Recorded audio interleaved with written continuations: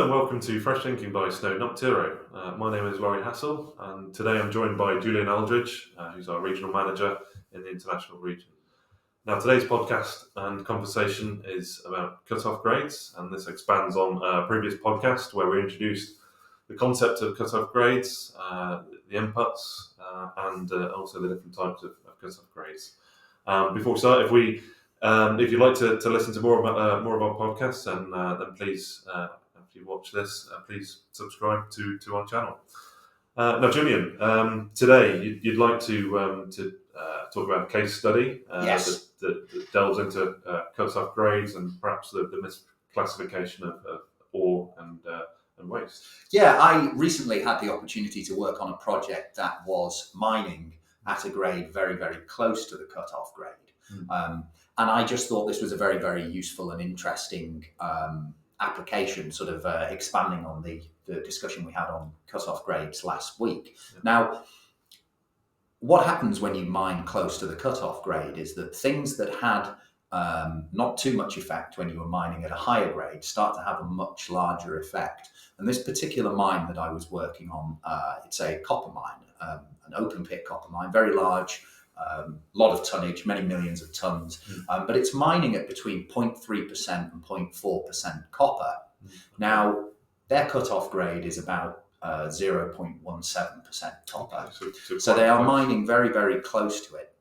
And the issue with that is that where they have very, very small effects from external factors, that creates quite a large effect on the head grade, and therefore it comes into conflict with the cut-off grade.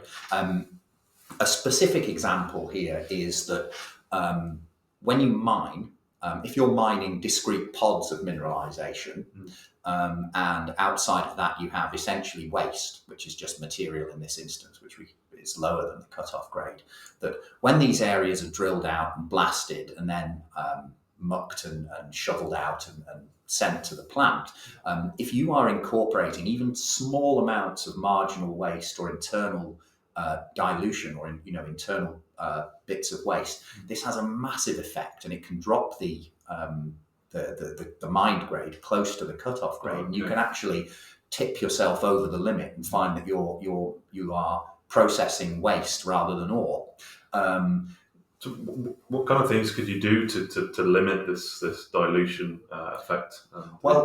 It depends. If it's small amounts of internal dilution, there isn't much you can do apart from be aware that it exists. I mean, you have to do very, very good quality, very dense grade control drilling so that you understand when it's coming up and you can do what you can to ameliorate it. Sometimes you just have to put it through the through the process plant, and you just have to suck up the fact that you're going to put through lower grade material this month.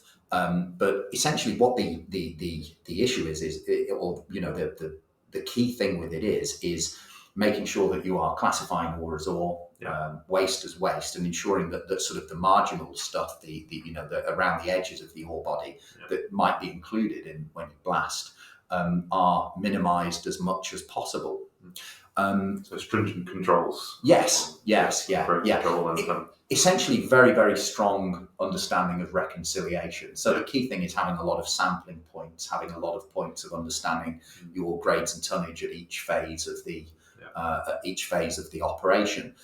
This is something that's becoming far more common now, with obviously the majority of deposits being much lower grade than they were previously, say 50, 60 years ago, where no one would be looking at a 0.3% copper. So one of the keys is getting that grade control information, drilling, sampling, and that estimate. I guess there's a turnaround, isn't there, in terms of when that material is then mined and processed.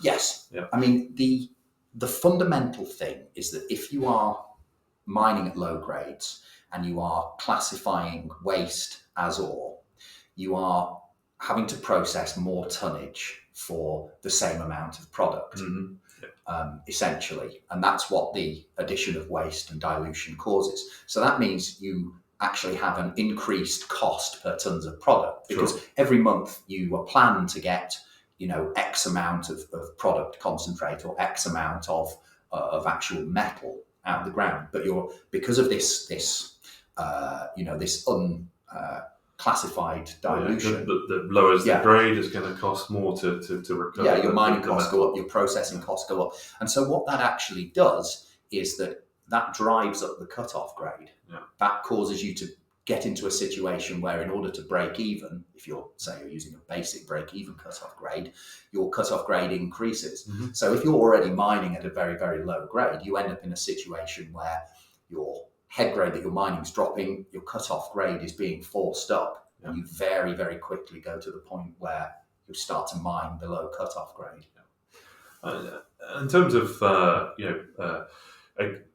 examples of operations mining very close to their cutoff grade, what would you consider as being close to the cutoff grade, or does it vary dependent on the costs involved, commodity, etc.? I mean, yeah, it's totally mine dependent. For an open pit, you're looking at that's sort of the lowest grade you can get. That's the lowest cutoff grade you can get, because that's the sort of the simplest method. You have the the benefit of discount of being able to mine bulk, so you drastically reduce your costs and therefore your cutoff grade. Underground, you'll be looking at a much higher cutoff grade because you have big development costs, your stopes are much smaller, your machines are smaller, you've got ventilation, all sorts of things associated with that.